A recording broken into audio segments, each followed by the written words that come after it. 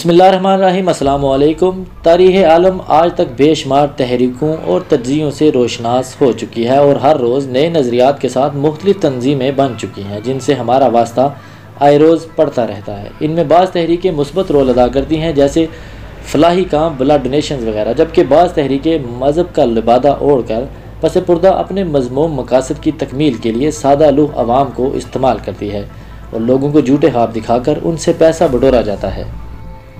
ख़वातीन हज़रात, दुनिया 21वीं सदी में दाखिल हो चुकी है। ये सारा ज़माना एडवांस टेक्नोलॉजी पर मुश्तमिल है, लेकिन इस तमाम तर बढ़ती हुई डेवलपमेंट और बढ़ती हुई बेरोज़गारी, भूख अफलास और आलमी जंगी हालात व वाक़यात इस बात की तरफ इशारा करते हैं कि ये सब नफ्सा नफसी कुदरत की तरफ से है या इन तमाम हालात व वाक़यात को दुनिया के किसी मखसूस हिस्से या इलाके से कोई मैनेज या कंट्रोल कर रहा है। ख़वातीन हज़रात, दुनिया के किसी एक हिस्से में ये मुट्ठी भर लोग मौजूद हैं। इन सारे हालात व वाक़यात के कसूरवार भी हैं जो एक खुफिया तंजीम बनाकर बैठे हुए हैं जो दुनिया के सारे मामलात को कंट्रोल करने में हैं, लेकिन वो शायद ये नहीं जानते बल्कि अच्छी तरह जानते हैं कि एक ज़ात बारी ताला ऊपर भी बैठी है जो उनको भी और पूरी कायनात को कंट्रोल कर रही है। मगर ये और बात है कि कुछ शैतानी दिमाग रखने वालों को अल्लाह ताला ने उनकी रस्सी ढीली कर रखी है और ये तंजीम इसलिए ये सब कंट्रोल कर रही है क्योंकि इनके पास दुनिया के तमाम वसाइल, मीडिया, बैंकिंग सिस्टम समेत दुनिया के तमाम माली वसाइल मौजूद हैं और यह खुफिया तंजीम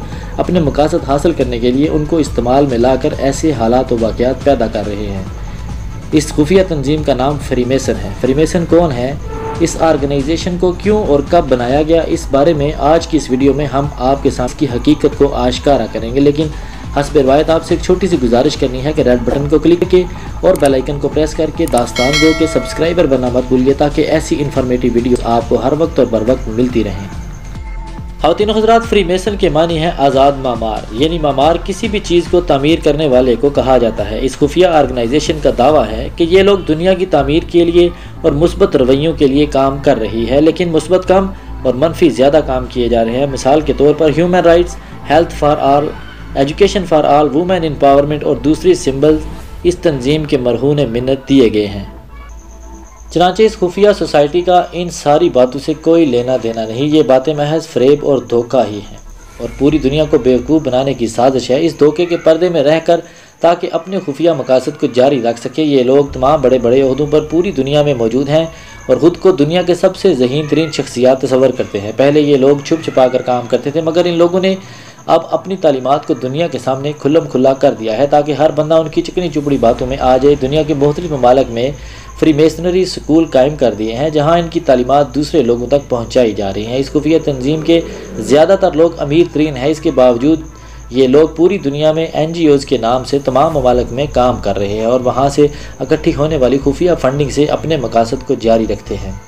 इस तंजीम के डबल माइंड का अंदाज़ा इस बात से भी लगाया जा सकता है कि एक तरफ तो ये फ्रीमेसन वुमेन एम्पावरमेंट की बात करते हैं जबकि दूसरी तरफ फ्रीमेसन में किसी और औरत को दाखिले की इजाज़त तक नहीं। आमतौर पर यह समझा जाता है कि यह तंजीम 1717 में इंग्लैंड में वजूद में आई, मगर ये अंदाज़ा महज अफवाह है क्योंकि अगर हम कदीम मिस्री तारीख पर गौर करें तो इस तंजीम का नाम फ़िरौन के नाम से जा मिलता है जो कि आज से 4-5 हज़ार साल पहले तकरीबन गुजरा है। लिहाजा इस तंजीम के मकासद में काफ़ी हद तक फ़िरौनियत की झलक नज़र आती है। इन लोगों ने नस्ल दर नस्ल इस खुफिया तंजीम की बुनियादों पर काम किया और इसे इतना मजबूत करके खड़ा कर दिया जहाँ ये आज कायम है और इस खुफिया तंजीम के पास दुनिया के तमाम वसाइल मौजूद हैं। ख़वातीन हज़रात, अब सवाल ये पैदा होता है कि इस तंजीम का आगाज़ आखिर कहाँ से हुआ और इसका तारीख़ी पस मंज़र आखिर क्या है।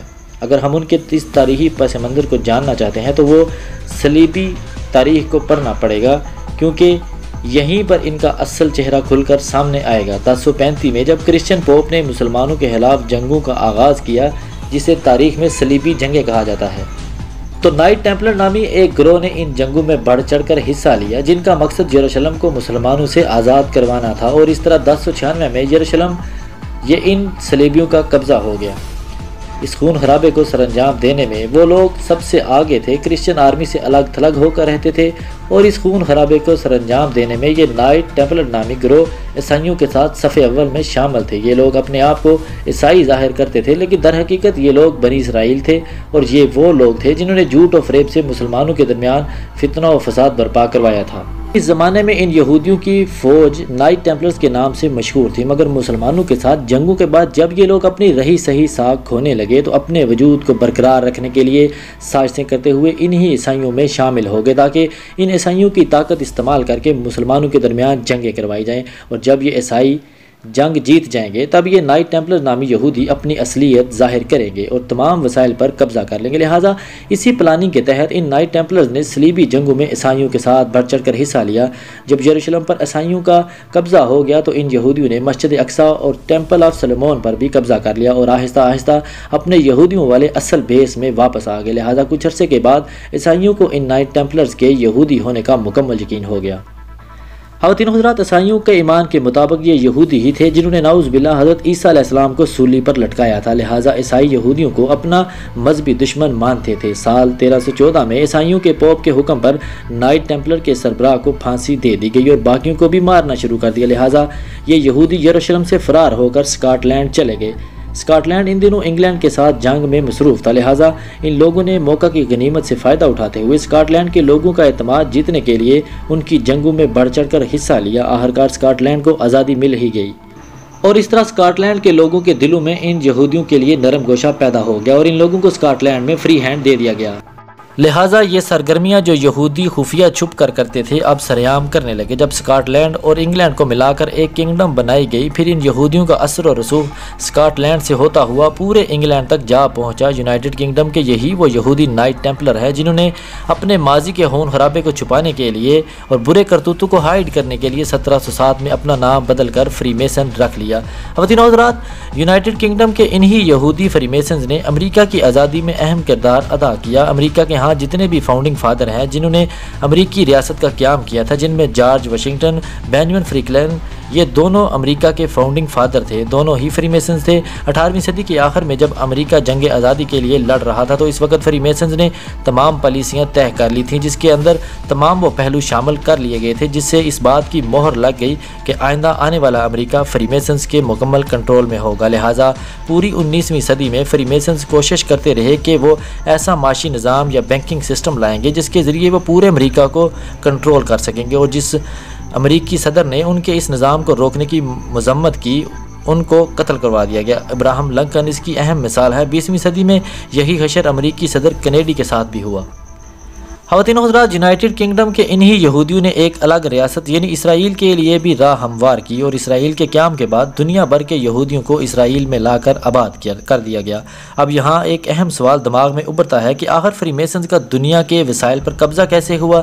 दरअसल ये सब बैंकिंग सिस्टम के ज़रिए मुमकिन हुआ, क्योंकि दुनिया को कंट्रोल करने के लिए पूरी दुनिया की इकानमी को कंट्रोल करना सबसे ज़्यादा ज़रूरी था। हम सब जानते हैं कि दुनिया की इकानमी सोने और चांदी के सिक्कों पर चलती थी और हर मुल्क की सरकारी करेंसी सोने और चांदी के सिक्के ही होते थे। लिहाजा फ्रीमेसन्स ने इस दौलत को कंट्रोल करने के लिए बैंकिंग का निज़ाम मुतारफ़ करवाया और सूद को आम कर दिया। लिहाजा पेपर करेंसी को मुतारफ़ करवाया गया, जिसके एवज सोने और चांदी के सिक्के बैंक में रखवा कर कोई भी शख्स उसके बदले कागज़ के नोट हासिल कर सकता था। लिहाजा लोगों को कागज़ की ये करेंसी सहूलत के तौर पर महसूस हुई तो लोगों ने सोने और चांदी के सिक्के बैंकों में रखवा कर कागज़ की करेंसी लेने पर फोकस करना शुरू कर दिया। इसी तरह इन्हीं नोटों से तजारत होने लगी और लोगों का एतमाद कागज़ के टुकड़ों पर होने लगा। जब ये सिस्टम चलने लगा तो फ्रीमेसन्स ने मज़ीद चाल चलते हुए बिना किसी रिजर्व के ये नोट धड़ाधड़ छापने शुरू कर दिए और दूसरी तरफ असल दौलत यानी सोने और चांदी को अपने कब्जे में ले लिया। ख़वातीन हज़रात, बैंकिंग निज़ाम के तहत जितना सोना और चांदी बैंक में मौजूद होता है उसी की मालियत के एवज बैंक नोट छापता है, मगर यहाँ पर ऐसा नहीं किया गया। नोट छापने वाली मशीनरी भी इन्हीं फ्रीमेसन्स के पास थी।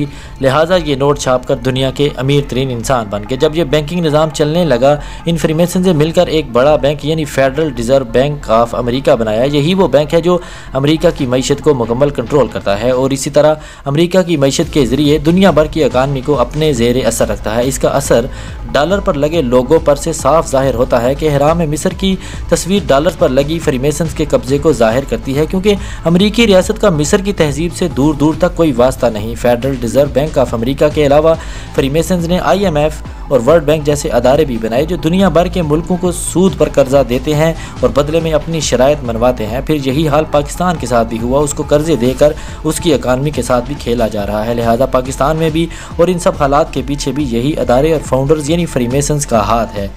इन्हीं मालियाती अदारों के ज़रिए दुनिया भर की मईशत को भी ज़ेर असर रखा जाता है। ख़वातीन और हज़रात, आप बात करते हैं फ्रीमेसन तंजीम के बनाने के मकासद की तरफ, जो यकीनन आपको हैरान कर देंगे। इनके मकासद में शामिल है कि दुनिया में एक हुकूमत को कायम करना और उसके ज़रिए पूरी दुनिया के ममालिक की हुकूमत को कंट्रोल करना है, जो कि इन तमाम मालियाती अदारों के क़याम के बाद कुछ हद तक कामयाब भी नज़र आ रहे हैं। दुनिया भर के वसाइल पर कब्ज़ा करना भी फ्रीमेसन्स के मकासद में शामिल है। इसके अलावा दुनिया की आबादी को कम करना और दुनिया में एक आँख वाले शख्स की आमद के लिए तमाम रास्ते हमवार करना। उलमाए किराम के मुताबिक ये एक आँख वाला शख्स दज्जाल को ज़ाहिर करता है और फ्रीमेसन्स इसे अपना सुप्रीम लीडर मानते हैं और उसकी आमद का इंतज़ार ये लोग सदियों से करते चले आ रहे हैं। नाज़रीन, फ्रीमेसन को पहचानने के लिए बहुत सी अलामात भी मौजूद हैं और इन लोगों के लिए उनकी ये अलामात बहुत ज़्यादा अहमियत रखती हैं, क्योंकि इनके बकौल इनकी तमामात इनकी बुनियादी अलामात पर ही बनती हैं और ये अलामात ज़्यादातर मशहूर तिकोन, एक आंख, ब्रिटिश कोट ऑफ आर्म्स की सूरत में देखे जा सकते हैं। मसलन सिगरेट की डब्बियों, शराब, मशरूबात की बोतलों, मीडिया हाउसेस और रोज़मर्रा के खाने की चीज़ों पर यह अलामात देखी जा सकती हैं। इसके अलावा बहुत से मज़ाहिब की इबादत गाहों पर भी ये लोगो देखे गए हैं।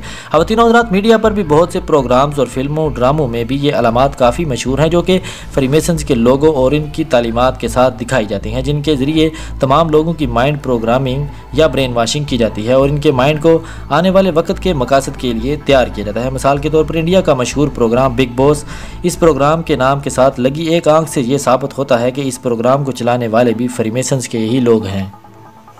Freemason media houses, fashion industry, Hollywood, Bollywood, Lollywood industry, TV news channels, गर्ज के फ्रीमेसन्स हर जगह मौजूद हैं। दुनिया के तमाम हालात देख रहे हैं और इंतज़ार कर रहे हैं अपने मसीहा दज्जाल के आने का, क्योंकि उनके मुताबिक जब ये हैकल सुलेमानी की तमीर दोबारा करेंगे तो इनका मसीहा दज्जाल वापस आएगा और उसकी क़यादत में पूरी दुनिया पर राज करेंगे। लेकिन ख़वातीन और हज़रात, हमें याद रखना चाहिए कि हम मुसलमान तमाम जहानों के परवरदिगार के मानने वाले हैं और हमारा ईमान है कि अल्लाह ताला ईमान वालों को कभी तनहा नहीं छोड़ेगा। शैतानी ताकतें जितनी भी तरक्की कर लें, जितनी मर्जी चालें चलें, लेकिन मेरा अल्लाह सबसे बेहतर चाल चलने वाला है और वो सब कुछ देख रहा है। जैसा कि हम शुरू में कह चुके हैं कि अल्लाह ने इनकी रस्सी ढीली कर दी है और जब इसी रस्सी को खींचा जाएगा तो ये सब लोग मुंह के बल गिरेंगे। ये लोग समझते हैं कि अपने धोखे और फरेब के ज़रिए हमेशा दुनिया पर राज करेंगे, मगर दर हकीकत ये लोग नहीं जानते कि अनकरीब हक गालिब आकर रहेगा और इन लोगों की किस्मत में इबरतनाक अंजाम लिख दिया गया है। जिस तरह खुदाई का दावा करने वाले फ़िरौन, नबियों को रुसवा करने वाले नमरूद और अपने आप पर फ़ख्र करने वाले आद व समूद को नेस्त व नबूद कर दिया गया, इसी तरह ये लोग भी अपने अंजाम को ज़रूर पहुँचेंगे और यकीनन वो वक़्त कुर्बे क़यामत का आखिरी वक़्त होगा। बहरहाल अल्लाह ताला से दुआ है कि अल्लाह ताला हमें इनके शर और फितनों से बचने की हिम्मत अता फरमाए। ख़वातीन और हज़रात, ज़्यादातर लोगों के जहन में ये सवाल आता है कि फ्रीमेसन और इल्यूमिनाटी को एक ही चीज़ समझते हैं। दोनों के मकासद और अलामात में काफ़ी फ़र्क है।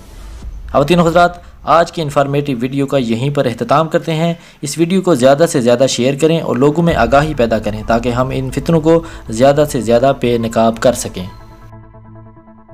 उम्मीद करते हैं दास्तान गो का ये सेशन आपको पसंद आया होगा। पसंद आने की सूरत में इसे लाइक करके फेसबुक और व्हाट्सएप पर ज़रूर शेयर कर दें और जाते जाते रेड बटन को क्लिक करके और बेल आइकन को प्रेस करके दास्तान गो के सब्सक्राइबर बनना मत भूलिए, ताकि ऐसी इन्फॉर्मेटिव वीडियोस आपको हर वक्त और बर वक्त मिलती रहें। अपना और अपने इर्द गिर्द के लोगों का ख्याल रखिए। आज के लिए दास्तान गो को इजाज़त दीजिए। अल्लाह निगहबान।